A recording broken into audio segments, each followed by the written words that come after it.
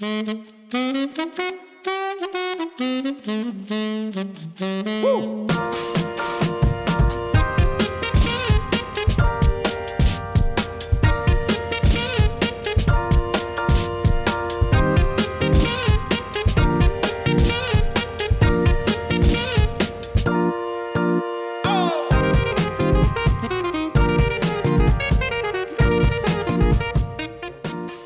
Welcome to Night Talks, the University of Florida College of Journalism and Communications talk show produced by students for you. I'm Christina Riolo, a third-year media production management and technology student, and our guest today is Robyn Sieron, a UF College of Journalism and Communications alum who anchored for WCJB TV 20 and reported for WJXT in Jacksonville. Now she runs Robyn Sieron Productions, creating content including award-winning documentaries. Hi, Robyn. Thank you so much for being here today. Thank you for inviting me.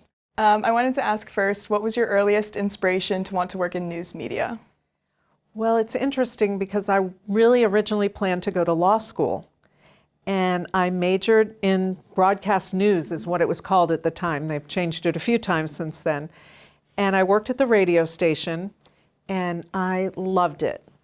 And then I worked in the TV station here at WUFT, and I anchored at WUFT, and I said, why would I want to go to law school when I found my career and my passion?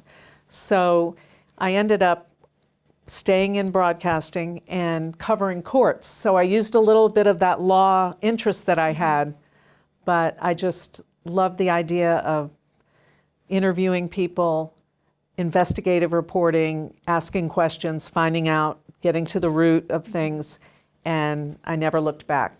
Yeah, that's amazing that you really found your passion so early and were able to just stick with it. But you attended UF's College of Journalism and Communications as a telecommunications student. What were the most important skills that you learned at the time that has stuck with you through your entire career? Really, the most important thing is writing. Writing and learning how to write and to write to the video and any kind of writing is useful in really almost any career that you go into. I use those writing skills every day of my life today. I do some print writing now. I still write for broadcast and for on air, and that was one of the most important things, just the writing skills that I learned.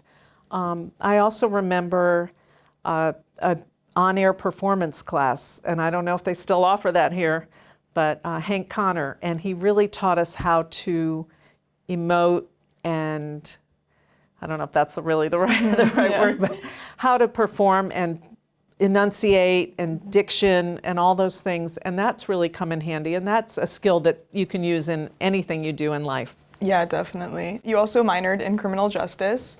How did that inform your investigative reporting and eventually lead to the focus of your production company? Well, that was part of the law. And just a little side note, I met my husband in the criminal justice class, and we still both have our books from that first class, so we met here on campus.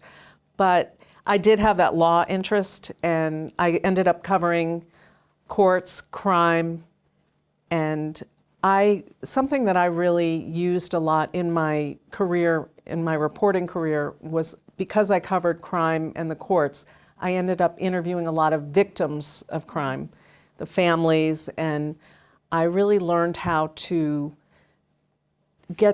it's a tough thing to interview people who are going through a terrible time and tragedy in their life. And I really felt like I had the compassion and sympathy and empathy, and I really appreciated what they were going through and their willingness to even talk to me. And so I really worked on and developed a skill of being able to talk to them and make them feel comfortable in a very difficult time in their lives. And to this day, I use that skill because I still am interviewing victims on a regular basis. So, and after graduating, you began working for WCJB TV 20. How did you get your foot in the door, and what responsibilities entailed for an anchor and reporter?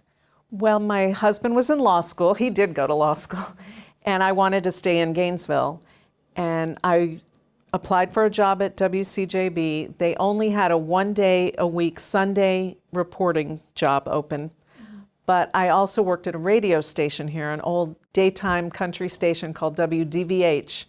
And I was the reporter who covered, I had to cover everything, school board, city council meetings, city commission meetings. It was, so I did that 5 days a week, and then I did the Sunday reporting at WCJB. And when they had an opening, that led me to work full time at CJB. And then I ended up anchoring the 6 and 11 news at CJB. So kind of worked my way up through there.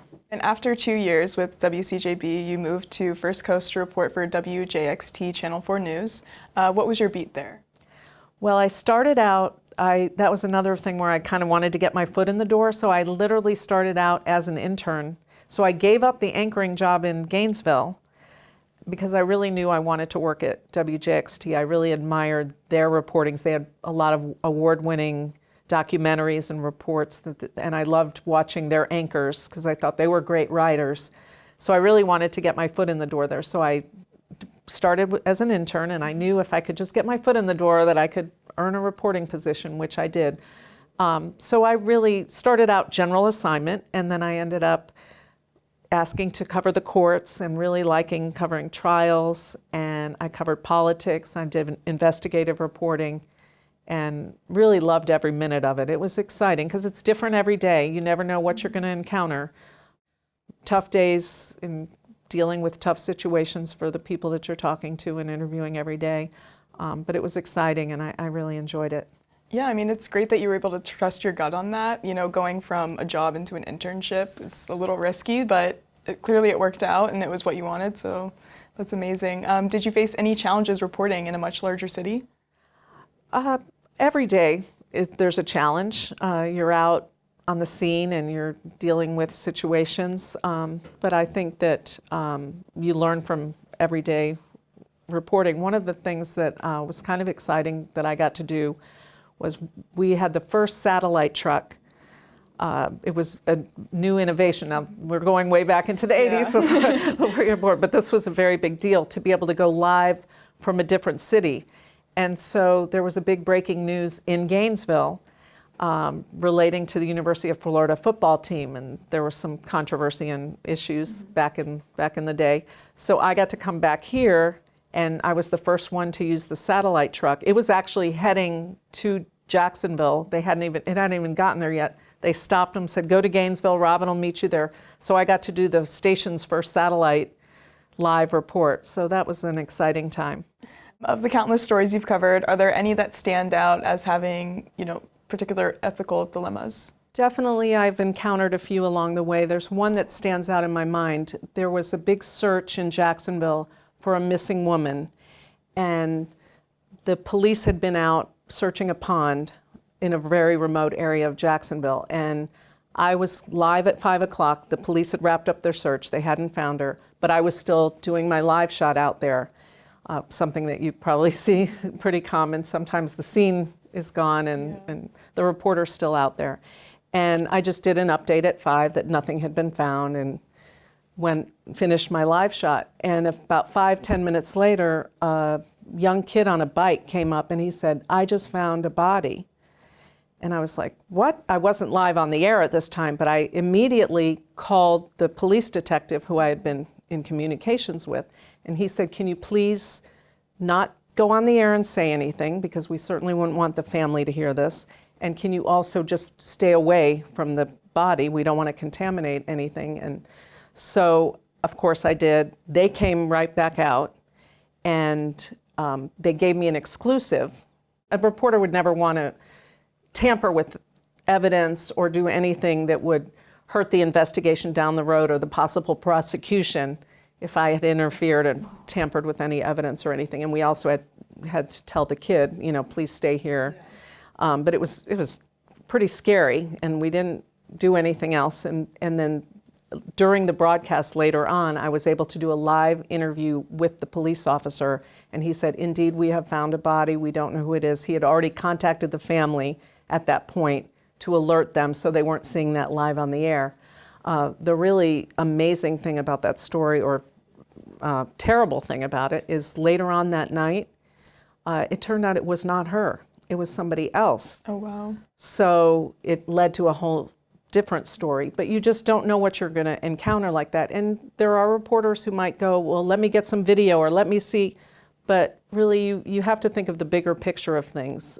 Down the road, I would not want to have ever been accused of being involved in something that would have harmed an investigation. 100%, and especially finding out that it wasn't the same body. I mean, you could have worried her family. It would have been a nightmare. Yeah. While you're anchoring or reporting, are you mindful in the moment of the impact that you're having on the community during, reporting or anchoring on those stories? Absolutely. You do realize that you're representing your TV station and you want to be a good citizen and not do anything that would be harmful following up on that situation. And also just knowing that every story that you report on, there's somebody out there who has a personal interest in it or situation, or their family is involved, and you have to kind of be mindful of that. You have to think, well, how is this affecting the person who is the victim in this case or who's lost a loved one? There was a situation this weekend in Jacksonville where a teenager was swimming and he got caught in a rip current and he was missing. And the reporters are out there talking about they're searching for a body, and then you think, well, there's a family at home waiting for that. So you always want to kind of be mindful that it's not a body, it's a person. There are real life, long-lasting impacts, and it's just nice to be able to be human, because we're not just trying to get the story. Let's see who's first on the air. Do the right thing and be mindful of who's out there watching, and it's not always the most important thing to race to get it on the air first. Make sure you have your facts straight. Know that there are humans, people out there who are going to be greatly impacted by your words. Yeah, 100% agree on that. You worked as a host, producer, and writer of Gator Tales on Sunshine Network. What was this program and what went into the production? Well, I have always been a big Gator fan. Went to the University of Florida. I still have my season basketball tickets, still go to Florida, Georgia. My husband and I, our first date, I know I mentioned that we met in a class here, but our first date was Florida, Georgia. So we're very sports oriented. And I always think about, wouldn't it be interesting to know the story behind the athlete? It's one thing to know their statistics and how many touchdowns and but what about something personal about them? So I thought about this feature show where we could do a story about an athlete that has nothing to do with what they do on the field. And I also thought it would be important not just to cover football, baseball, basketball, the big sports, but in those same shows, always have a sport that doesn't get the attention that it deserves. Swimming, tennis, golf. And so we always had one athlete from a major sport and a sport that you don't hear as much about. And I remember a volleyball player who, you have video of her smashing the ball, and then she was also like a concert pianist or, something like that. And it's like, oh, that's amazing. I never knew that. And just really nice little features and things that maybe they overcame in their lives. So I loved doing that because I got to come to Gainesville, interview the athletes, write the show, put it together. It was just it was my idea to do, and I pitched it to Jeremy Foley, at the time was the athletic director, and I did it for 5 years, and that was one of the most fun things I ever did in my career. Yeah, I mean, you're showing us a new side to the athletes that we otherwise wouldn't see. In 2002, what led you to founding Robyn Sieron Productions, and what types of projects do you like to focus on? So I stick with that law theme that's always been really in my heart, and I now started doing videos that involved legal cases. So I worked for attorneys. They would hire me, and I would produce a documentary about their client with a catastrophic injury. So basically very big personal injury, death cases, that kind of thing. And if the person was, for example, paralyzed in a car accident, I would go into their home, show how they're living today, interview them, interview family members, and put together a very powerful interview and video about how this accident or whatever happened to them, how that changed their lives. And those videos are used in mediation to try to settle the case without going to trial. So it gives the other side a little glimpse of what has happened to the plaintiff in this case. So I'd liken it to like a Dateline. Sometimes we get into details about the defendant driver and different things and use depositions sometimes, but they're very powerful, dramatic, emotional videos, and they're very successful because the attorneys hire me over and over and over again, and I've been doing that for over 20 years, probably done almost 1,000 at this point. And that's another area where I really feel like I'm helping somebody who's really in need, and I can tell their story in a way that really the lawyer can't, because I use those journalism skills and reporting skills to tell their story. Throughout your journey, it seems like you focused on legal issues, as you've been saying, especially victims' rights. What led you to finding this niche? I left reporting it in television because it got a little hectic I was raising a family, and sometimes you're out in the middle of the night in the middle of nowhere, and I kind of wanted to have a little more control over my life. So I found a way to put together all of my passions into something, and I was able to not necessarily get called out into the middle of a hurricane anymore and leave my family behind or send them on an evacuation, but I had to stay. So I kind of, at that point in my career, it was just a good way to find another way of using those skills that I learned back here at the University of Florida, but I didn't quite have the rat race of television news. Yeah. And especially with documentaries, how do you balance sensitivity with your subjects while also creating compelling content? In addition to the videos I do for the attorneys, I've also done a number of them for the school system, videos that they've wanted to show to high school students to try to have an impact and learn a lesson type of thing. I had one where there were 3 high school students who decided to go rob a fast food place to make money to buy Christmas gifts. Well, it ended up they had a gun, they shot the 2 of the workers in the store who were also high school students. So they were prosecuted, went to jail.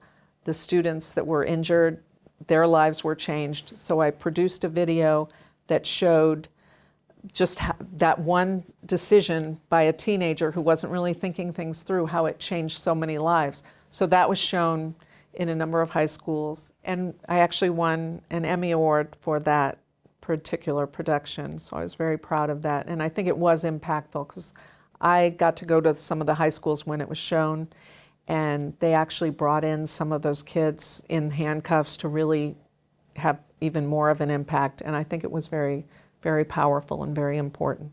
So when you do get a project like this, how does that begin? What is your process like? Well, a client will hire me, and I will get all the information, and I usually try to kind of take it all over myself. It's like, okay, I've got this, and I'll put it together and produce it. So I contact the people that I want to interview and talk to them on the phone and say, this is what I'd like to do, and we set up interviews. And I go in, and I don't write down my questions. I've kind of gotten to the point where I don't feel like I need to anymore. I know enough about the subject matter that I feel that it's better to just have good eye contact and not worry about checking notes or anything like that. So I feel very comfortable with them. I do the interviews, and then I go back and transcribe every word because as I'm doing it, I'm hearing, okay, this is definitely good. I want to use this. I want to use that. Some people have said, why don't you get someone else to transcribe because it takes a long time? And I say, no, that's when I'm really doing my writing because I'm listening to what they're saying. I'm like, that's good. I put a star by it. That's really good. I put 2 stars. So I then write it, and I submit a script to the client usually. Sometimes they just let me, don't even worry about it. I trust you. And I have a great team. I have a great photographer, editor, who's the same person. So I've worked with him for many years. I worked with him at JXT, and so he knows what we need, and we really work in cohesion with each other, and I trust him totally. And I have a great graphics person who I also worked with at WJXT, and we just collaborate and go through and edit, and then we'll make changes as we go. Sometimes the client makes changes, but it's like a long news story. I don't write anything ahead of time. I know a lot of people do storyboarding or kind of have a sense of the script ahead. I feel like it's better to just work with based on the interviews. That's what gives me my inspiration to write. And that's my favorite time is when I'm done transcribing and I'm sitting at my computer and I'm feeling really good about all that I have done with the interviews. And then I just have fun and click away. And I love it when I feel so good about it. It's like, oh, this is good. This is a great ending. Or, come up with something and talk to my photographer. We need to do this. We need to. And it's just such a good feeling, especially when the product's finally done and you can watch it. And the beauty of the work that I do versus TV news, I do have a little bit more time. So it's like, oh no, I think we should change this. Let's find a different picture here. Let's do this. You can't always do that in TV news. It's on to the next, on the air that day, and you're done. But I do have the time to craft and hone and make it perfect. And speaking of your advocacy for teen crime prevention and having won an Emmy and a Telly Award for your documentaries on the subject, what motivates your passion for this specific topic with teen crime? I have teenagers. I did have teenagers at the time they're grown up. But at the time I was doing a lot of that. In fact, my kids were in a couple of the videos that I've done. I did one on underage drinking that was very powerful. And I had my kids' friends come over and do like a fake party with the beer bottles and everything. And so I also wanted them all to see the video. So at the time I was doing it, yes, all their friends watched. They participated in it. I was hoping it would have an impact not only on my children, but all their friends, and it was shown in like their high school and that kind of thing. So the videos I do, I feel like those that can reach that number of people and that age group when it's such an impressionable time and they think they're invincible. And some of those videos are so powerful to make them realize, whoa, this is real. And the cases were all local. So they were like this high school, that high school that the kids went to. So they were all familiar. It wasn't just some video from afar. They were like, oh, those are people who live in our community that had to go through all this because of poor choices, bad decisions. So I think that having my children at the time being the same age was really an important thing. Yeah, and I'm sure it made an amazing impact, especially since, like you said, you're keeping it local and like these kids are seeing real examples of people they even know. So working in the news industry, how did you find that balance between personal life and work life? Well, it is always a challenge, and some days are harder than others, and you work long hours in television especially. I remember a particular story where I was with my photographer and we were doing an interview on death row, of all places. It was for a story that was going to air another day. So when we wrapped up and we're driving back to Jacksonville, and my daughter was young and she was in a swim meet, and I said, can we not go back to the station since it's not on the air tonight, and can I go watch my daughter swim? And so of course, so we went, and I just had the great time. She did great. And that's kind of made me feel like, well, I would like to be able to do that on a regular basis. So that's when I started to think about not doing TV news anymore after almost 20 years of doing it. So it was a time where I had put a lot into TV, but it was maybe time to move on to something else. And that's when I did the Gator Sports Show and did some other things that I had a little more control over my life. So it's never easy for anyone, but you have to do what works for you. And sometimes the timing is just right to say, maybe it's time for a different challenge. Yeah, definitely. Whenever you're creating a compelling story for either your documentaries or videos, is there really a formula to creating, a great story, or is it more depending on the case? I think the most important thing is the human aspect. So when I can connect with somebody in an interview and have them really pour their emotions out and get to the heart of what they're feeling, and I will be honest, 9 times out of 10, I'm crying with them because it's real and they're sitting there and they're going through something horrific and traumatic in their lives. So I think it's the human element. And I think no matter what you're doing as a reporter, you have to remember the humanity too, and also try to elicit that from them and, have empathy and feel. And I think that always comes through in the video because you see that you were able to elicit those responses that were so important because it gave the true feelings of what they were going through, and they were really able to express it. And there are many times I've interviewed somebody and I feel like you're being a little stiff and you're not really telling your real feelings.